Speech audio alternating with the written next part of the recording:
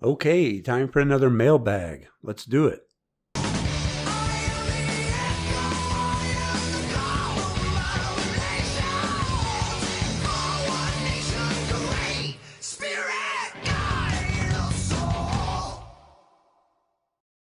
Now, you may remember when I previously said that I would love to hear your success stories, and people did not disappoint.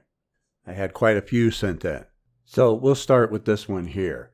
Dear Frater Xavier, recently you reminded your audience that success stories make you happy. I have a bittersweet but mostly sweet story to share. It was late 2017 when I started seriously investing in learning and practicing the kind of knowledge you teach. My pressing need? Money. Granted, I did a great deal of many things as taught by a handful of internet mentors such as yourself, but it was your money course that I followed most vehemently. The money came fast, too fast even. There I was breaking eggs and collecting dirt, and a couple weeks later I was being interviewed and tested to finally land a dream job in Europe. It came from nowhere.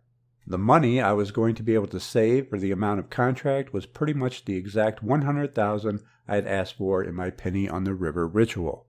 Yeah, it's kind of funny how that happens, isn't it? Moving overseas and taking up this job was like being hit with a positive upstream tornado. So much so that I spent a couple of years busy simply managing the transition. I mean BUSY. And this lack of time for what truly matters, magic, I believe, is the reason why I have seen a demanifestation taking place. Coincidentally, something you touched on recently in the series course. Something I had never heard of before. This damn COVID-19 has been almost the antithesis of my 2017 manifestation. Another surreal out-of-nowhere tornado, but this time negative and downstream. It hit me ridiculously bad. I am hanging on, trying to mitigate the risk looming and save as much as I can of this good ride I have been having in the past few years. One thing in all these recent challenges is that I finally understood your insistence on performing the LBRP regularly, preferably daily. It would sound like overkill to me, but now I understand why. I have retaken the practice and felt the difference inside me. It is crucial maintenance work. Maybe you will want to make a demanifestation course one day. Just an idea. Thanks a lot. All right, so I don't think I'm going to make a demanifestation course for starters. There's really no need. You seem to have found that out all by yourself, so there's no need for instruction on my part. But let's first talk about your overwhelming success. Because you were having money problems, as most of us have had at one time or another. You got the Secrets of Wealth program, you followed the instructions and performed the rituals, no matter how silly some of them may have seemed at the time, and then immediately after, out of nowhere, you were offered your dream job in Europe for about the exact amount of money that you asked for in your rituals. That's amazing, but what's even more amazing is that it happens all the time to people.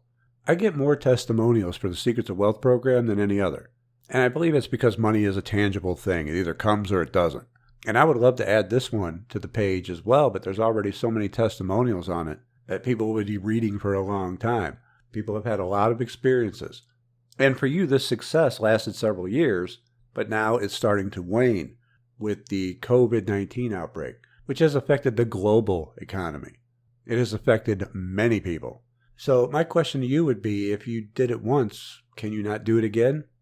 You've admittedly have slacked off in your magical practice and are now experiencing what can happen from that. But if you've done it once, there's nothing stopping you from doing it again. See, not all magic is the same either. Some spells are one-offs.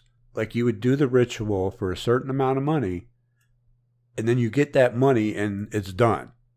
Right? The spell has ended. You've received what you asked for. Other magic is ongoing, where it will continuously work for you as long as you keep it going. So let me ask you this. Are you continuing to do the magical checkbook as outlined in the Secrets of Wealth? Are you continuing to feed your collection of dirt as described and occasionally stirring it? Did you put the pennies with your birth year in it? These are types of ongoing magic that you keep going as just part of your practice. And there's others. Setting up a servitor to bring in money would be another. So yes, if you just stop your magical practice and you're not doing the work you need to do to keep the spells ongoing, then there's no surprise that you're seeing a downturn. Then again, things do happen in cycles, and the pendulum does eventually swing the other way. You are riding high for several years, and you could just be on a natural downturn. But again, the response to that is more magic. The pandemic has been absolutely incredible for my business. This is the best year I've ever had.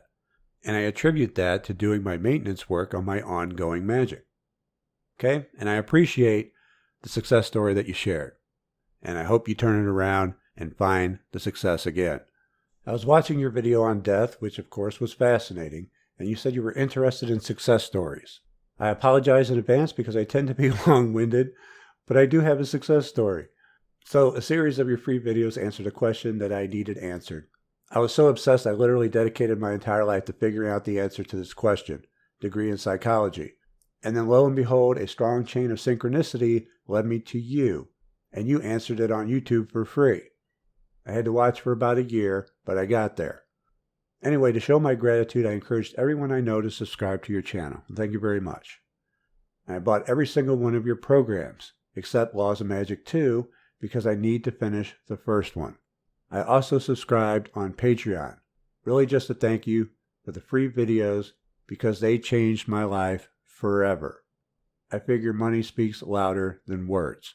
I like words too, and I appreciate all your kind ones. Thank you very much. I am quite honored and privileged to have such a positive influence on people's lives. It's not something I take lightly or for granted, so I do appreciate it. So I started watching all these videos since I paid for them, though I honestly didn't really have any intention, and it's like Friday night when I finished the one on planetary magic. I already watched the one on money magic, but I didn't want to mess it up, so I thought I should watch them both first. So I'm thinking, damn, I just missed it. Who wants to wait a whole week to cast their first spell? Besides, the moon was waning, so 2 weeks? As I'm listening to the Fire and Water program, you were talking about binding things you don't want. That's when I realized I could put it all together. The next day, on Saturday, I went and got a black candle and banishing oil. In the Hour of Venus, I did the candle magic and cast to bind everything getting in between me and my money. Just 1 week later, I got my very first child support payment. I haven't received any payments for at least 3 years. It's been about 2 months and I've received over $3,000. That is crazy. If that doesn't make me a believer, I don't know what will. I honestly never thought I was going to get another dime from him. He never even calls to see if we're alive. He didn't even say anything. He didn't give me the money begrudgingly. I just logged into my bank one day to make sure I had enough to buy like fast food or something, and there's thousands of dollars randomly in my account. Too bad they don't have a jaw on the floor emoji. I'm not sure the last time I was that amazed. I 100% attribute it to that candle magic binding spell. Absolutely. And congratulations on your success. It's almost better that he didn't give you money for a while because that set your expectations of that being a source very low, going by the law of least expectance. Kept you from thinking about it. But yeah, that's how you do it. That's great. And I have spoken about this before, that some people are better pushing than they are pulling. That some people are going to be more successful at banishing than they are trying to manifest things. So there's your demanifestation course right there, Fire and Water. And I appreciate you sharing this story. Thank you very much. I had been very irresponsible since I started watching you back in 2013. I have bought all your programs, listened to all your videos at least once. I even bought Uncle Birch's Witch School. I have had minor successes here and there, but nothing that extraordinary. Okay, so right there I would look at how you're wording things in your statement of intent. When it comes to manifesting things, it's all about how you ask. So certainly look at how you're wording your statement of intent. You're having minor successes, but nothing major. It means that something is just a bit off. You're almost there, but not quite. Just 1 or 2 adjustments and you should be nailing it. So there's something you're just getting a little bit off. So I would first look at the way you're wording your intention statement. The only thing that I can say that I have had a massive success with was just to banish my harmful thoughts. My father passed away in 2018. Had I not learned to be the keeper of my mind, I would have committed suicide. When I taught myself driving, I banished the graphic visualization scene of me getting into a car crash and getting arrested because I only had my temps. I had nicked a car in a drive-thru and the other driver said it was fine. Well, now you know that's magic. You don't see that every day. I created a visualization of me being a pro driver and driving with an extreme efficiency on the highway and chanted, "I am a pro driver." I accept that thought on the on-ramp. I have been driving for about 3 years now and am an ace at maneuverability. Yeah, it works. You got over your fear. And you got better at driving. And you said it best that you learned to be the keeper of your mind. That's exactly what that exercise does. It's training your train of thought. Banishing and getting rid of the negative thoughts and keeping the positive ones, as we know that everything begins in the mind and with thought. So by getting rid of your negative thoughts and accepting the positive ones only, you're setting up a very strong foundation for everything else to follow. And I appreciate the success story. Thank you. Frater, I could share some things that have manifested. By far for me, sigils along with corresponding day and sometimes hours and vice versa have worked amazingly well for me. I have to mention that I have also seen my sigils work alone and sometimes as soon as I create them. Most recent was I wanted an upgrade on my headlights for my car. So I created said sigil, and within seconds I get a text from my wife, who by the way makes the big money in the house. She is asking what would have been a random out-of-nowhere question of my car, an SE or LE. Right away I recognize the question as her looking at Amazon for a car part. If you don't know, when buying parts on Amazon, they have this little window which lets you know if the item is compatible.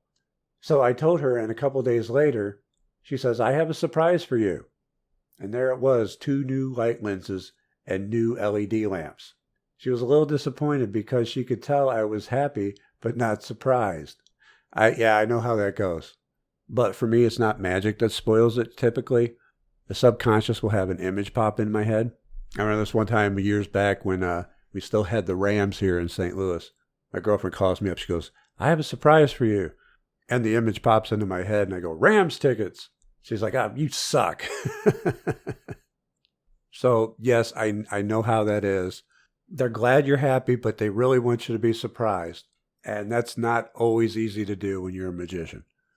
I know it's not a life changer, but it is a testament that sigils are the shit, at least for me, and would guess they can and are for others.